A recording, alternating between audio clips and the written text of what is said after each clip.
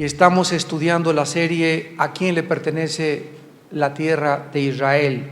Esta es la tercera conferencia y hemos visto hasta este momento de qué forma Dios escoge desde el inicio de la humanidad, allá desde el capítulo 12 del Génesis, a una nación en particular que cuando escoge a Abraham no era nación, para tratar de formar a través de ellos un grupo de personas diferentes a todas las naciones de alrededor.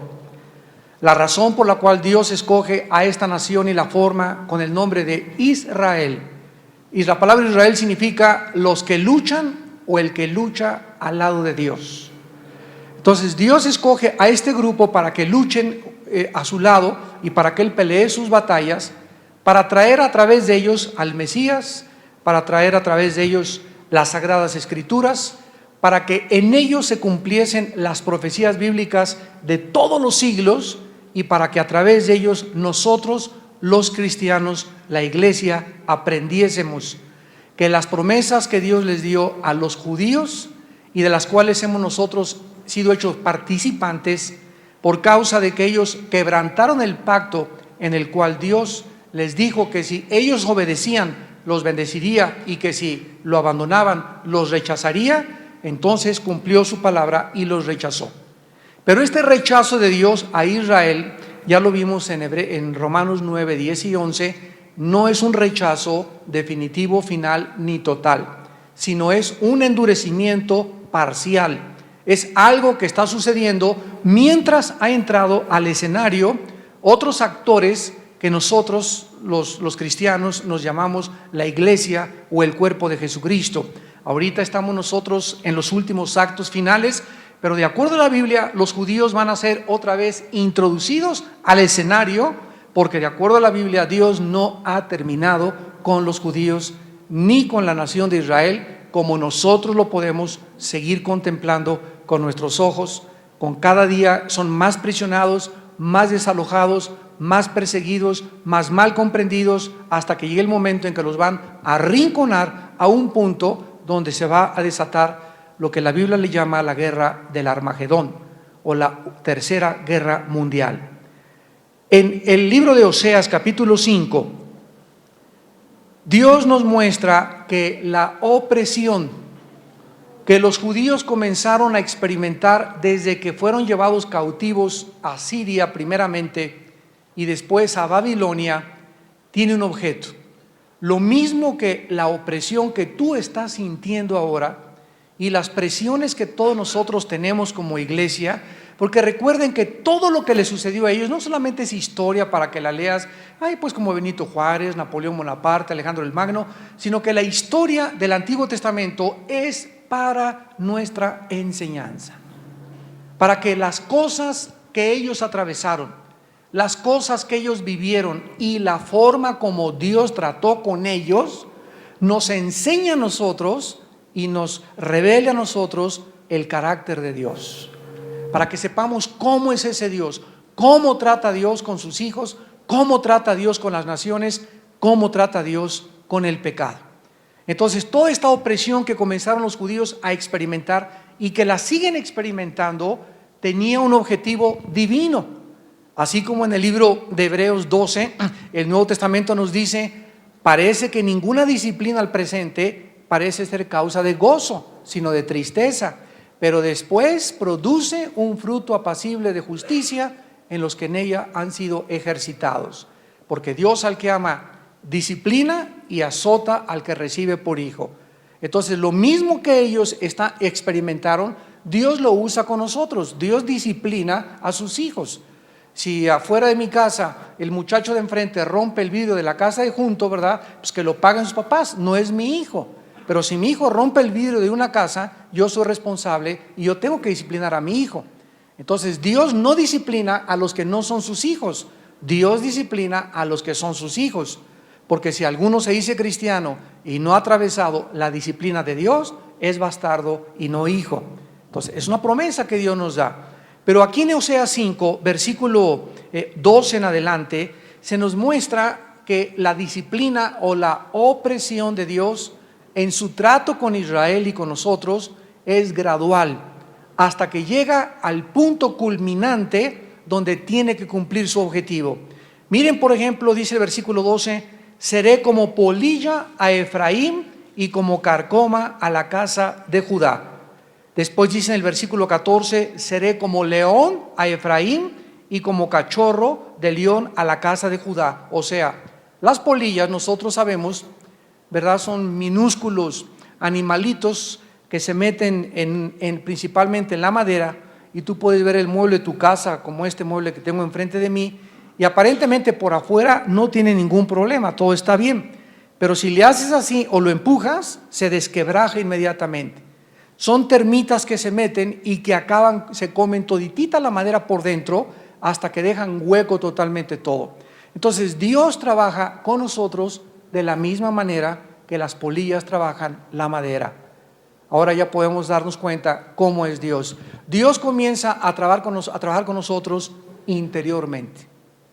¿Y qué es lo que usa Dios para tratar con nosotros interiormente? La palabra de Dios. Y si a través de la palabra, de los estudios que tú has tomado, de esta noche que tal vez Dios te esté hablando, tú no entiendes, entonces va a ser el trato de Dios contigo o conmigo como un león.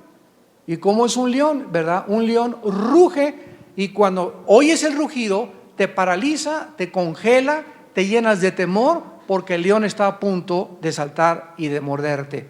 Entonces Dios nos grita, Dios nos ruge a través de nuestros problemas.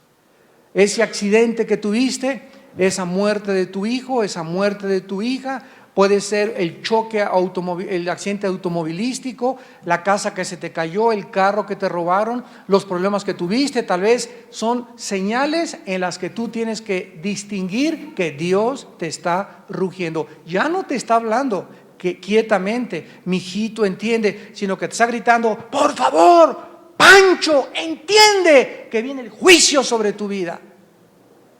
Entonces Dios nos grita a través muchas veces de las calamidades, de los problemas, de las tragedias. Y finalmente dice el versículo 15, y aquí vemos la gracia y la misericordia de Dios. Dice Dios, andaré y volveré a mi lugar hasta que reconozcan su pecado. Esta palabra hasta deja la puerta abierta. O sea, vemos que Dios nunca nos cierra la puerta totalmente. Dice Dios, me voy a ir y ya no voy a meter con Pancho. Pancho quiere seguir robando, quiere seguir fornicando, quiere seguir tratando mal a su esposa, ya no lo voy a decir. Ya en 4 estudios, en 4 predicaciones, ya lo he oído. Me voy a ir y ya le da la espalda a Dios. Y dice Dios, pero no te he abandonado, Pancho, hasta que cuando tú reconozcas tu pecado, dice la Biblia, entonces buscarás mi rostro, en su angustia me buscarán. Qué triste, ¿verdad? Qué triste que el ser humano tenga que ser educado a través del shock, a través de los problemas emocionales o a través de las tragedias. Qué triste es que toda esa gente que vive en Nueva York el 11 de septiembre del 2001 tuvieron que ver una tragedia de inmensas proporciones para que algo en su alma les dijera, Dios mío, es que en cualquier momento me puede pasar a mí, voy a correr a una iglesia y voy a hacer la paz con Dios. Pero su piedad fue como el rocío de la mañana. En la mañana te levantas y ves en las hojas y en las flores unas gotitas de agua que se llama el rocío de la mañana, y a la media hora ya no tiene esas gotitas la planta. Y así es la piedad de muchas personas, que de repente, sí Señor, ahora sí Señor, ayúdeme pastor, oren por mí, pero te pasan 3 o 4 meses y abandonas totalmente tu enamoramiento de Dios y regresas a ser la misma persona. Dice la Biblia en Proverbios que aquel que reprendido endurece la cerviz, después ya no habrá medicina para él. Llega un momento en el que Dios ya no puede tratarte ni con palabras ni con castigos, porque hay gente lo suficientemente obstinada y terca para haber determinado, yo ya no quiero que se metan conmigo, yo no voy a cambiar. Y como dice un proverbio chino, una persona puede llevar un burro al río, pero entre 10 no lo hacen beber. O sea, contra la voluntad humana no hay nadie, escúchame, ni siquiera Dios puede transformar tu voluntad. Pero ¿cómo es eso? Ahí están los judíos en el desierto. 40 años Dios no pudo cambiarlos. ¿Pero qué no puede Dios hacer todas las cosas? Así es, pero no puede violar la voluntad humana. Porque lo que tú determinas en tu vida, ¿verdad?, es lo que tú vas a decidir, y si no fuera así, no habría nosotros ninguna responsabilidad. Seríamos títeres del destino. Y ahí están 40 años, más de 1,5 millones de personas en el desierto, donde Dios no pudo cambiar su voluntad. Y como no la pudo cambiar, y determinaron ellos seguir así, los dejó muertos, ahí postrados en el desierto, sin poder participar de sus bendiciones. Veamos también en Isaías 26 el mismo principio de Dios, porque este principio recorre todos los profetas hebreos. Dice Isaías 26, versículo 16: Jehová, en la tribulación te buscarán, derramaron oración cuando los castigaste. Ahí está otra vez el principio. Vemos que un grupo de judíos en la tribulación se volvieron a Dios. Ay, Diosito lindo, ayúdame, ya mi marido me golpeó, ya me abandonó, ya se fue mi esposa, ya no tengo nadie, etcétera, etcétera. Y ahí están buscando a Dios. Y dice la Biblia, y derramaron oración cuando los castigaste. ¿Tiene que ser lo mismo contigo o conmigo? En el Salmo 32, versículo 8 y 9 dice: no seas como el caballo o como la mula, que tienen que ser sujetados con freno, si no, no se vuelven a ti. El caballo, vimos una vez que tiene un aparato que se llama el freno, que cuando el jinete le jala las riendas, se le encaja en el paladar. Y cuando el caballo siente dolor, se para. O sea, el animal, el bruto, asocia el dolor con la obediencia. Y dice Dios en el Salmo 32, 8, 9: ¿quieres que te trate igual que los caballos? Si el caballo, el jinete le dijera: párate, pinto, y se parara, no habría necesidad de jalarle el freno, no habría necesidad de aplicarle el dolor, no habría necesidad de hacerlo sufrir. Pero ellos son animales.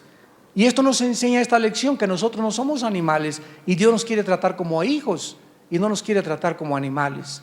Pero hay muchos cristianos, dice la Biblia, que son tan tercos y tan obstinados que van a tener que experimentar dolor y mucho sufrimiento para poder entender que es imposible alejarnos de la voluntad de Dios.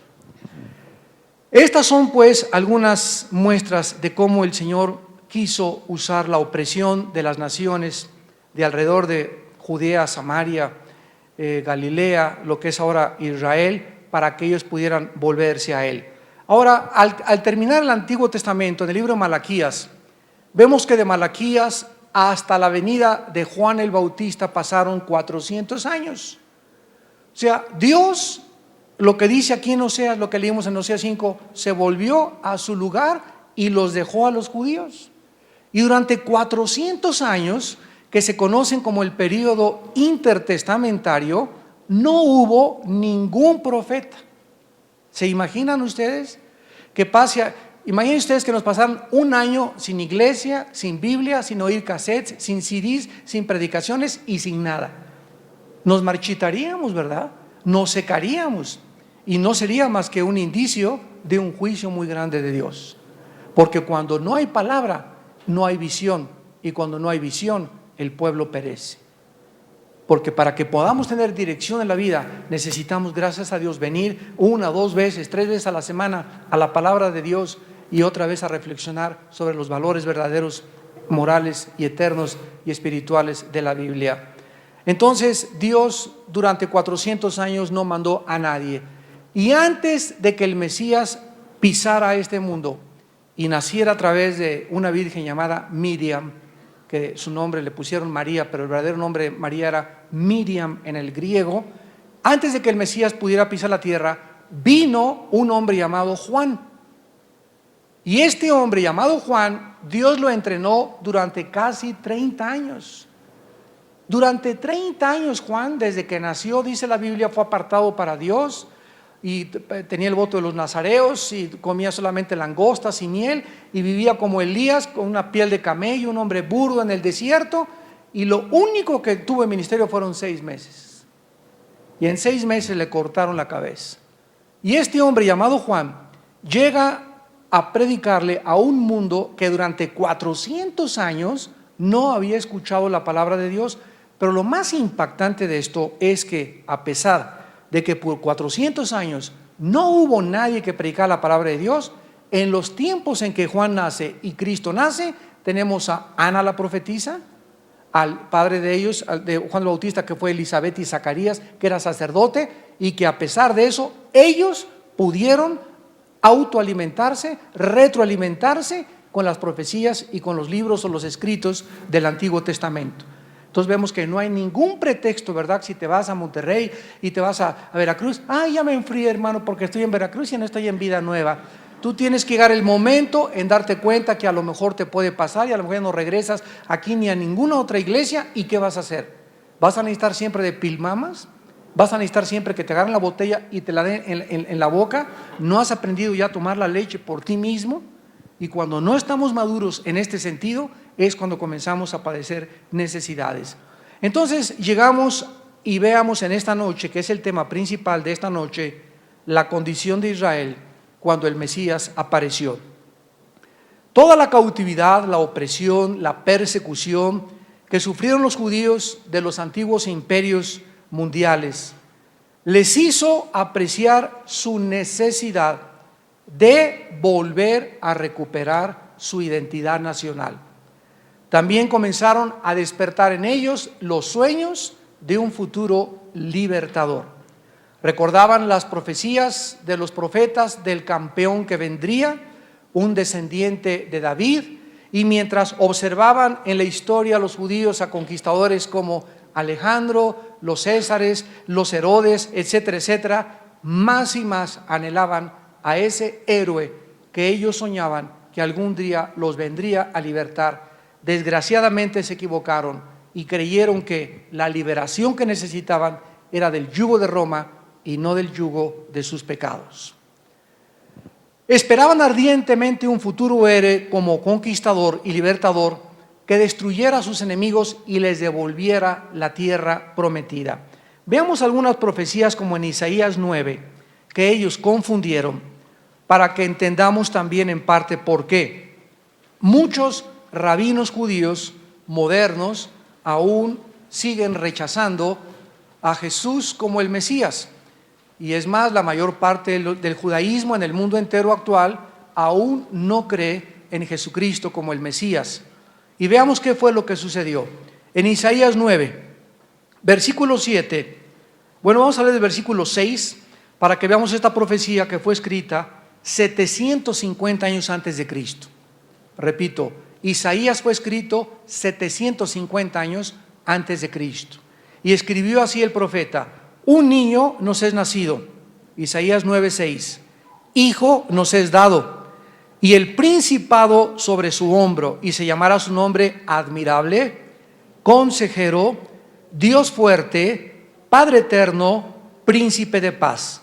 Lo dilatado de su imperio y la paz no tendrán límite sobre el trono de David y sobre su reino, disponiéndolo y confirmándolo en juicio y en justicia desde ahora y para siempre. El celo de Jehová de los ejércitos hará esto. Vemos nosotros que la mitad de estos adjetivos calificativos que se le pusieron al Mesías eran admirable, y Cristo lo cumplió cuando vino. Se admiraron de que caminaba sobre las aguas, resucitaba muertos, le daba vista a los ciegos, consejero, jamás habían oído hablar a un hombre como ese, ni con la autoridad que oyeron. Dios fuerte, algunos pudieron como Pedro decir: tú no eres un simple profeta, tú no eres un simple maestro de la moral como Confucio, como Buda, como Mahatma Gandhi, tú eres el Hijo de Dios. Dichosos los que en el tiempo de Cristo lo reconocieron, que realmente no era un hombre común y corriente, sino que era Dios encarnado. Pero dice aquí a continuación que también se le iba a llamar Padre fuerte, Padre eterno, príncipe de paz. y que su imperio y la paz no tendrían límite. Y cuando Jesús viene y llora en Jerusalén y entra en un burrito en lugar de en un caballo blanco, demostrándoles que Él era el libertador y lo dilatado de su imperio no tendría paz, y dijeron: no, este es el que, si es el Mesías, es el que nos viene a liberar del yugo romano y a devolvernos la tierra y a acabar con Roma y a levantar otra vez nuestra identidad como nación nacional en Israel. Y cuando Jesús llora y le dice: Jerusalén, Jerusalén, que matas a los profetas, ¿cuántas veces quise como la gallina a sus pollitos meterte debajo de las alas y tú no quisiste? En verdad te digo que no conociste el día de tu visitación, y no me volverás a ver hasta que digan: bendito el que viene en el nombre del Señor. Entonces, en ese momento los discípulos comenzaron a confundir y comenzaron durante toda esa semana los judíos a planear su asesinato, que se conoce como la última semana de la pasión de Jesucristo.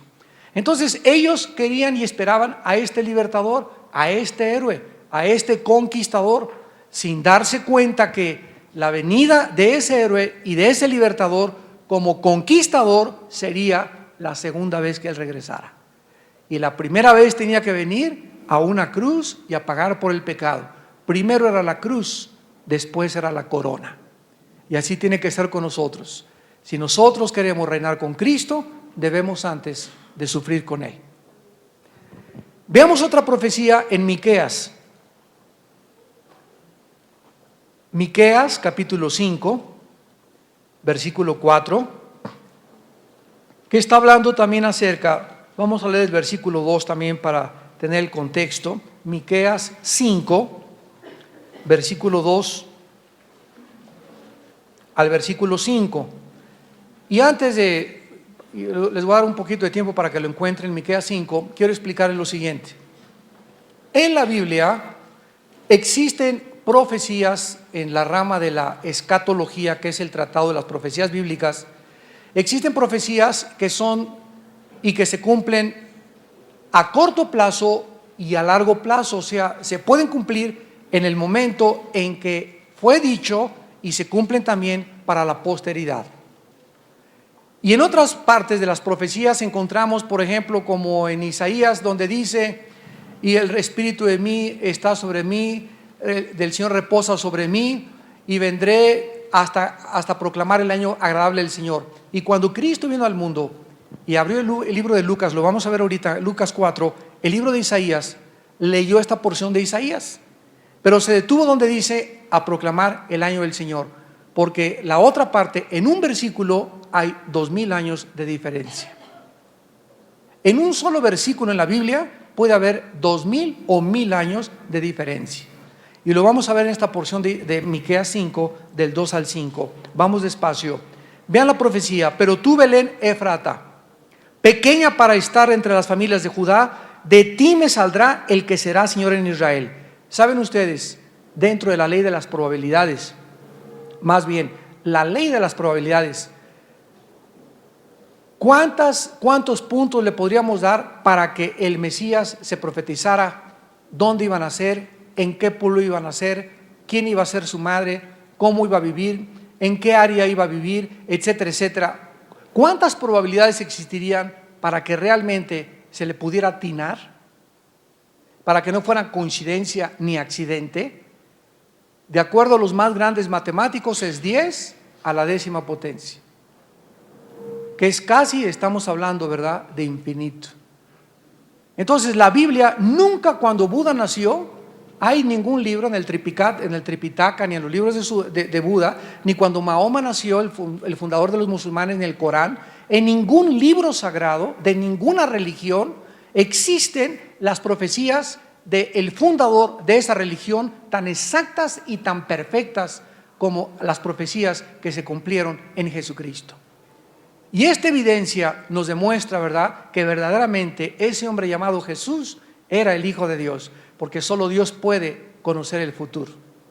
Y solo Dios puede en la Biblia darnos este cúmulo de evidencias para que el que tenga sed beba, y el que tenga sed y conocimiento intelectual venga y se sacie y pueda encontrar en esto verdaderas evidencias y no meramente dogmas, para que tu fe esté basada en algo real, en cosas de la historia y no en dogmas inventados por los hombres.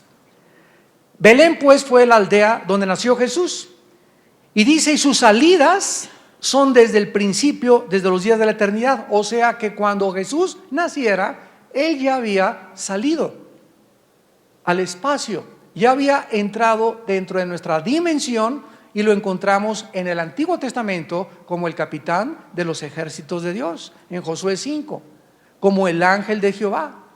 Lo encontramos con Jehová en Génesis 18, y vemos continuamente, lo vemos como aquel luchando contra Jacob.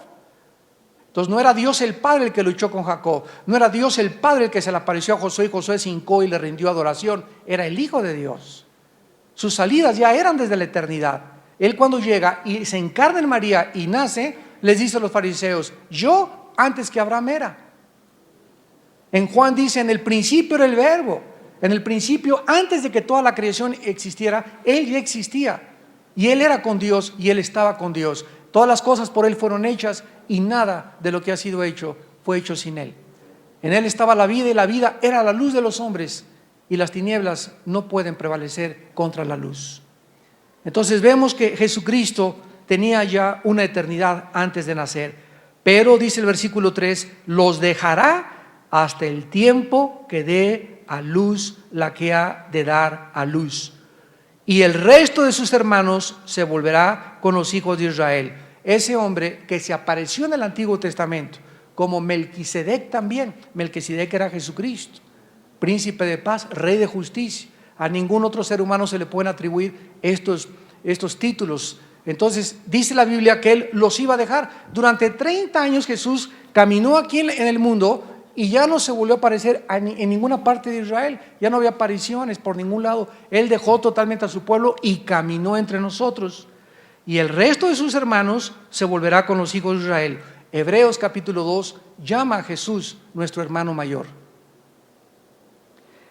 Y en el versículo 4 dice la Biblia, y Él estará y apacentará con poder de Jehová, con grandeza del nombre de Jehová su Dios, y morarán seguros, porque ahora será engrandecido hasta los fines de la tierra, y este será nuestra paz. Y ahora dice, cuando el asirio viniera a nuestra tierra, el asirio es uno de los nombres más grandes que se le dan al anticristo. De acuerdo a la Biblia, a Daniel 7 y a otras profecías, el anticristo va a surgir de lo que era el antiguo imperio babilónico y neobabilónico, que ocupa lo que es ahorita Irak, Siria y el Líbano. De esa región geográfica el anticristo surgirá. Así que no va a surgir de España, ni de Inglaterra, ni de Italia, ni de aquí, Xonacatlán de las Manzanas. Va a surgir de allá, de esa área geográfica.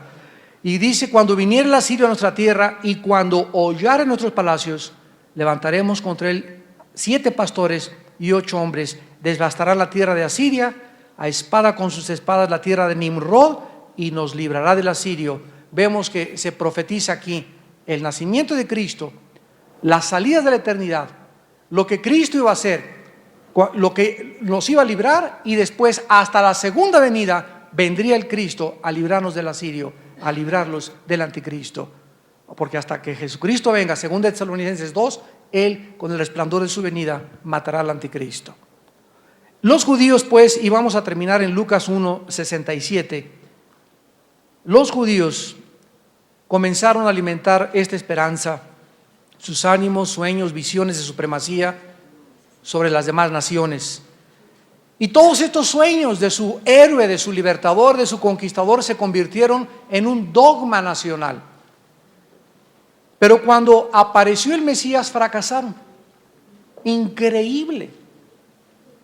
Increíble que cuando su héroe apareció, no era el que ellos se habían formado y el que ellos en sus mentes distorsionadas y perversas querían que fuera. Querían que fuera el conquistador que usara las armas de este mundo, y no querían ese Mesías y lo rechazaron.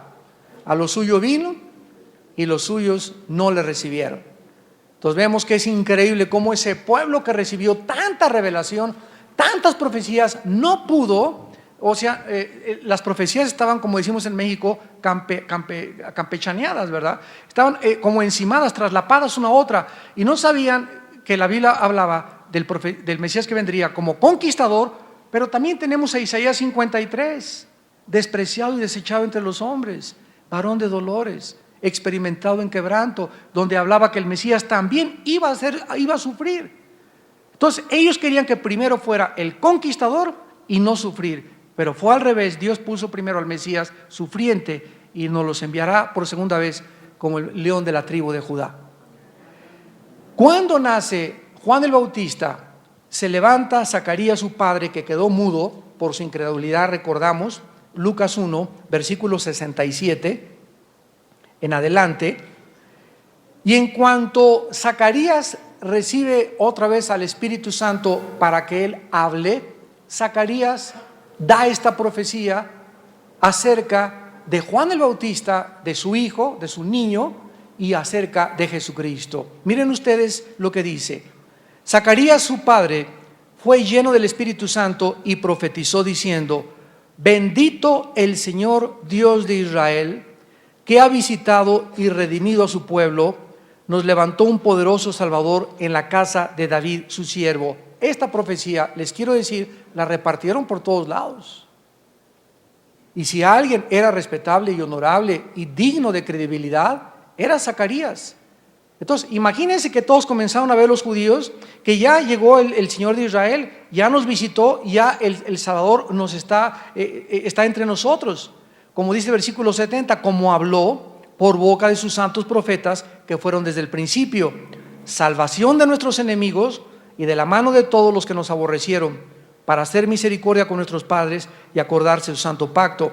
En cuanto vieron todos en Judea y en Samaria y en Galilea que el Mesías había nacido y que él era el que Zacarías profetizaba, los salvaría de sus enemigos, más grande alimentaron este sueño y este dogma nacional de que el Mesías era un conquistador terrenal.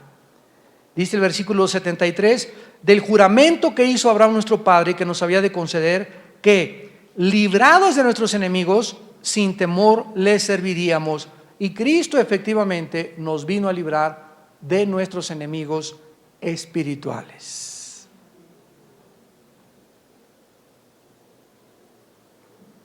¿Qué pasa si ahorita pasan 3 o 4 años y no viene Cristo, y tú que me escuchas, los que nos ven también por la televisión, siguen con sus vidas carnales y siguen con sus vidas dobles y siguen con sus vidas falsas delante de Dios? Y eso sí les gusta oír la palabra de Dios, pero no les gusta obedecer a Dios. ¿Qué pasa entre 3 o 4 años? Durante 3 o 4 años te voy a decir lo que te va a pasar, lo que le pasó al pueblo de Israel. Comienzas a perder la brújula y comienzas allá a no entender a Dios, y por qué pasó esta tragedia, y dónde está el Dios de amor, etcétera, etcétera. Y sin que te des cuenta, te comienzas a alejar y te comienzas a alejar. Y cuando las señales de la venida de Cristo estén cada vez más cerca, tampoco las vas a reconocer. Y te vas a confundir con las cosas que van a pasar en el mundo. Dice en Daniel 12, pero los entendidos entenderán todas las cosas. Los entendidos tendrán paz a pesar de cómo el mundo se levante, y aunque yo no temeré, aunque pase una montaña, dice el Salmo 46, porque Dios es mi amparo y mi fortaleza en todas las tribulaciones, y el que mora al abrigo del Altísimo morará bajo la sombra del Omnipotente, y el ángel de Jehová acampa alrededor de los que le temen y los defiende. Mi paz os dejo, no se turbe vuestro corazón ni tenga miedo. Sí, estoy con ustedes todos los días hasta el fin del mundo. Y toda esta palabra de Dios nos va a sostener y nos va a sostener y nos va a mantener con la luz para que sepamos que realmente lo que Él dijo se cumplirá. Y esto es lo que nos hace vivir seguros, confiados, sin estrés, sin problemas cardiovasculares, sin problemas en la noche que no puedo dormir, sin necesidad de recurrir al alcohol, ni a las pastillas, ni a la cocaína, ni a la marihuana, ni a nada, porque sabemos que estas palabras son fieles y verdaderas. Pero todo este pueblo que lo rechazó y lo abandonó, no discernieron cuando lo tenían enfrente de ellos. Y quiero decirte, tú en esta noche tienes a Jesús enfrente de ti, porque está resucitado. Pero desgraciadamente no lo puedes ver porque tus ojos están tapados y cegados por el pecado. Y finalmente dice el versículo 75, en santidad y en justicia delante de Él todos nuestros días, y tú, niño, profeta del Altísimo serás llamado, porque irás delante de la presencia del Señor para preparar sus caminos. Versículo 80, y el niño crecía y se fortalecía en espíritu, y estuvo en lugares desiertos hasta el día en su manifestación en Israel.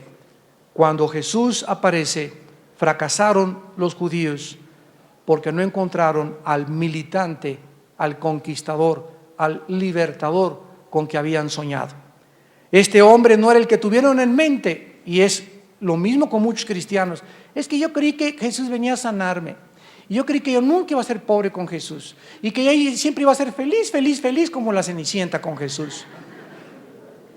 Y si soy cristiano, ¿por qué me están pasando estas cosas? Y comienzas a formarte a un Jesús que no es el Jesús de la Biblia, es el Jesús de tu imaginación, es el Dios que tú te has inventado y que tú te gustaría que así fuera ese Dios. No te sometes a las leyes ni a la palabra de Dios. Y es cuando no puedes entonces reconocer al verdadero Jesús. Cuando Jesús aparece, fracasan, y este hombre no era el que tenían en mente. En lugar de imitar a David que mató a Goliat, Jesús vino a sanar con bálsamo a los enfermos espirituales.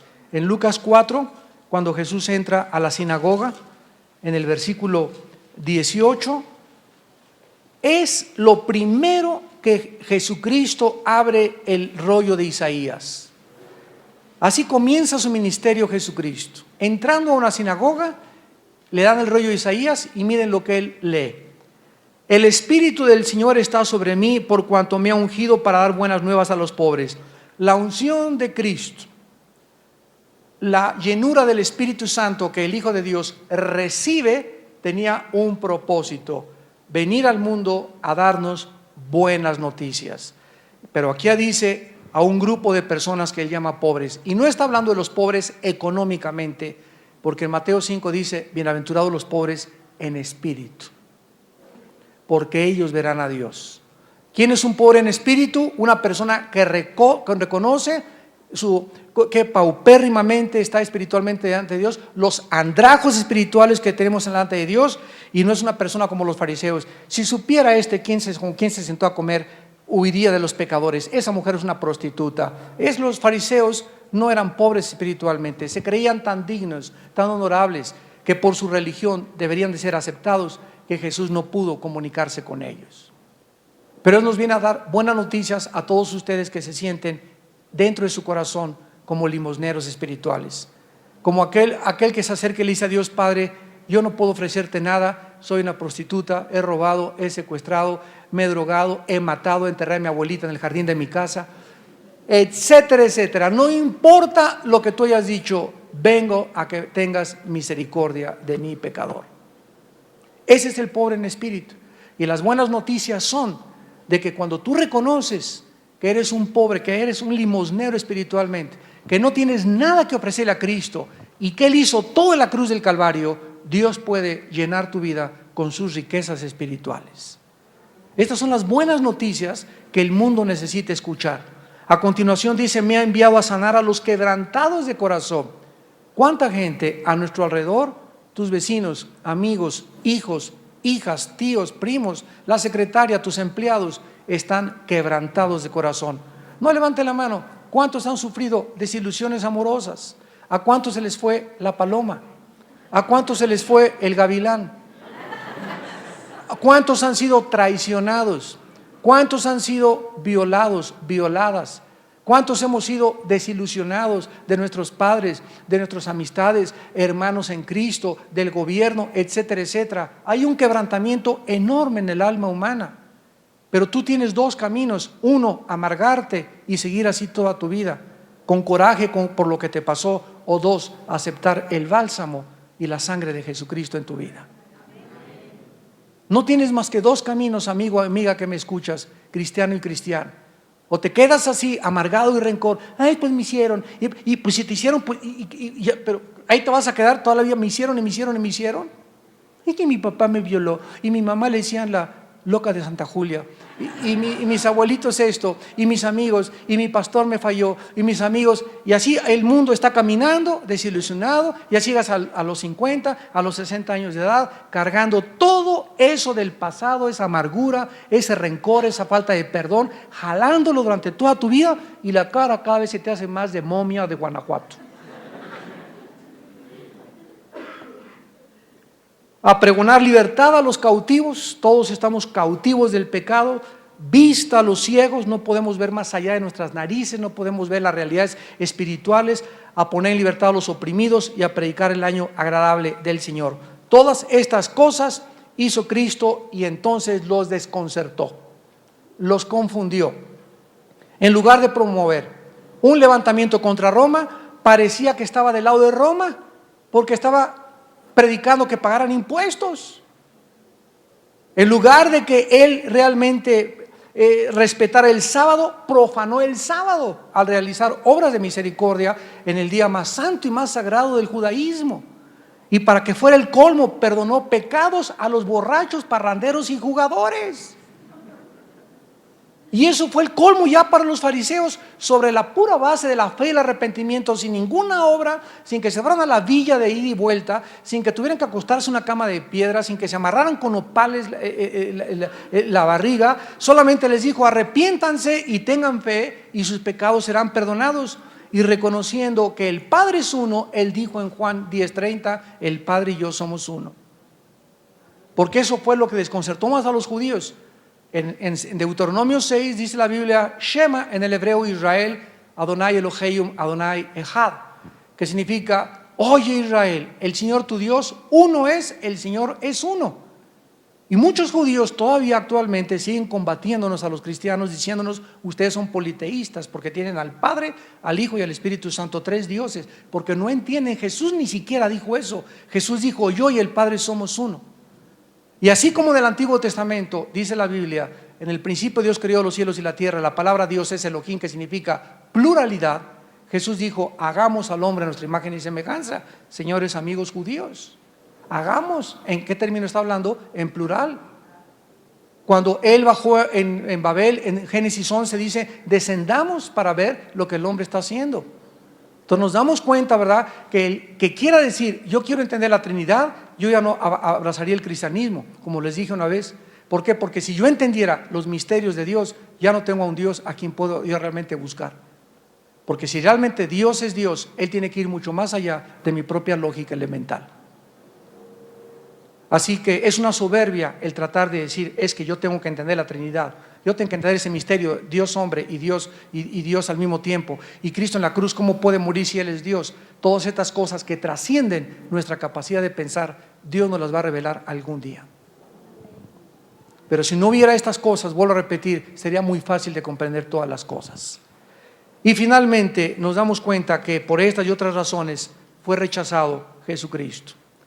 Y en Juan capítulo 11, el clímax llegó cuando resucitó a Lázaro. ¡Qué increíble! En Juan 11, cuando Cristo resucita a Lázaro, llegó el clímax de sus enemigos religiosos, cuando se unieron con Roma para asesinar a Cristo. En Lucas 11, versículo 47 y 48, los principales sacerdotes y los fariseos reunieron el concilio y dijeron: ¿qué haremos? O sea, vieron la resurrección de un hombre. ¿No es acaso una evidencia ya para decir: este hombre si no es Dios, es alguien sobrenatural? Porque ¿quién puede darle vida a un muerto? Fue el milagro más grande de Cristo, levantar enfrente de todos a Lázaro, después de que tenía 3 días ya y hedía, que su carne estaba comenzando a descomponerse. Y los principales sacerdotes se reúnen y dicen: ¿qué haremos? Porque este hombre hace muchas señales. Si le dejamos así, todos creerán en él, y vendrán los romanos y destruirán nuestro lugar santo y nuestra nación. Se dan cuenta que un ser humano no se convierte porque le falten evidencias. Dios puede saciar toda tu hambre intelectual que tú tengas, y aún así no sigues creyendo, Porque el problema humano no es la falta de evidencias ni de conocimiento intelectual, sino es un problema moral. No crees porque no te conviene creer. El otro día hablé con un profesor de la Universidad de la UNAM, que es ateo, de los pocos que quedan ya. Son mi plato favorito los ateos. Y me dice este maestro, estábamos ahí platicando, me lo presentaron unos hermanos que llegamos a un restaurante, y me dice este maestro, es que yo no puedo creer porque esto y el otro, y el Dios de amor y el Dios de paz que ustedes predican, y que el tsunami, que ahora lo que está pasando en Nueva Orleans, y cómo Dios permitió estas cosas. Y le dije, mire, Dios puede satisfacerlo y contestarle intelectualmente, pero el problema de usted es moral. Y usted es evolucionista y usted es ateo porque no quiere creer que hay detrás del diseño inteligente de la creación un diseñador. Si usted rechazara el ateísmo y la evolución, no le quedaría más que un camino. Si no somos el resultado de la evolución, somos el resultado de una creación directa de un creador. Y a usted no le conviene creer eso, porque entonces sería el hazmerreír de sus alumnos. ¿No es verdad? Y me dijo honestamente, así es. Y es igual que un religioso puede ver la Biblia, pero dice, pero es que es lo que yo he enseñado. Y no quieren arriesgarse a perder su reputación y decirles, me equivoqué, realmente Él es el Mesías. Los intereses personales de los individuos y los intereses morales de los individuos son más grandes que la luz y la verdad. Y Cristo lo demostró. Yo estaba en una cruzada en una ciudad aquí de México y salí de la Plaza de Toros y me estaban esperando de 3 muchachas y me llegan una y me dice, yo prediqué del infierno esa noche. Y me dice la muchacha, usted nos viene a asustar nada más aquí a nuestro estado, porque no existe el infierno ni nada. Y le dije, mira muchacha, no es tan importante que no creas en el infierno, sino las razones que te hacen rechazar la palabra de Dios. Y su amiga que venía junto me dijo, sí es cierto, hermano, ella vive con 3 amantes. Entonces vemos que detrás siempre del supuesto rechazo a los valores de Dios y a la verdad se encuentra una vida de inmoralidad. Y no les conviene aceptar la verdad porque saben el precio que tienen que pagar. Si supieran que Él los puede ayudar a abandonar el pecado, abrazarían la cruz con todo su corazón, comenzando desde esta noche. Oremos. Padre, te damos gracias porque todas tus profecías son las evidencias más grandes de que verdaderamente tu Hijo Jesucristo es el Mesías que tú enviaste hace 2000 años a este mundo, a caminar en este planeta, a vivir junto con nosotros para enseñarnos el camino a la vida eterna, el camino de la justicia, el camino de la santidad, el camino de la verdad. Te damos gracias, Señor, porque cuando Jesús vino, Él dijo, yo sé de dónde venid y yo sé que el que me envió lo hizo para que yo pudiera cumplir un propósito entre ustedes. Ustedes no pueden pagar por sus pecados, ustedes no pueden resolver el problema del pecado y la maldad humana por medio de sus buenas obras, y mucho menos por medio de sus religiones. Mi Padre me ha enviado para que yo pueda hacer esa solución, esa medicina. La respuesta al pecado viene del cielo y soy yo, dijo Jesús. Y el que cree en mí, lo que yo hice en esa cruz, al pagar con mi vida y derramar mi sangre para que tú pudieras ser sanado, tú recibirás la vida eterna, el perdón de los pecados y la paz con mi Padre. Si creen en Dios, crean también en mí, dijo Jesús. No se turbe tu corazón, no tengas miedo. A donde yo voy ahorita ustedes no pueden ir, pero vendré a ustedes, porque voy a preparar un lugar para ustedes, para que donde yo estoy, ustedes estén conmigo. Porque yo soy la resurrección y la vida. Y cualquiera de ustedes que crea en mí, aunque esté muerto, volverá a vivir. Yo soy el pan que descendió del cielo, el alimento que tu alma necesita y la vida eterna que tú necesitas en este momento recibir. Si alguna persona en esta noche quisiera por primera vez tener esta relación con Dios mediante su Hijo Jesucristo. Si alguna persona en esta noche quiere recibir a este hombre, Jesús, que ya no está muerto, ya no está en la tumba, sino que a los 3 días resucitó para traernos la esperanza de que esta vida no lo es todo, que después de la muerte seguiremos viviendo junto con Él. Si tú vives y sufres con Él en esta vida, recíbele en esta noche como tu Señor y tu Salvador. Y ahí desde tu lugar, ustedes los que nos ven por la televisión también, donde quiera que estés, dile estas palabras: Señor mío y Dios mío, mi Señor y mi Dios, te pido perdón por mis pecados. Quiero verme como tú me ves. No tengo nada que ofrecerte, Señor. Vengo a que tengas misericordia de mí. Te vengo a pedir perdón por mi vida, porque creo que en la cruz tu Hijo Jesucristo pagó por mis pecados a través de su sangre derramada. Señor Jesucristo, creo que tú eres el Hijo de Dios, el Mesías, el Salvador del mundo, y que no, fuera de ti no tengo ninguna otra esperanza. Te invito a que en este instante entres a mi vida como mi Señor y mi Salvador. Te doy las gracias por el perdón de mis pecados y por el don de la vida eterna.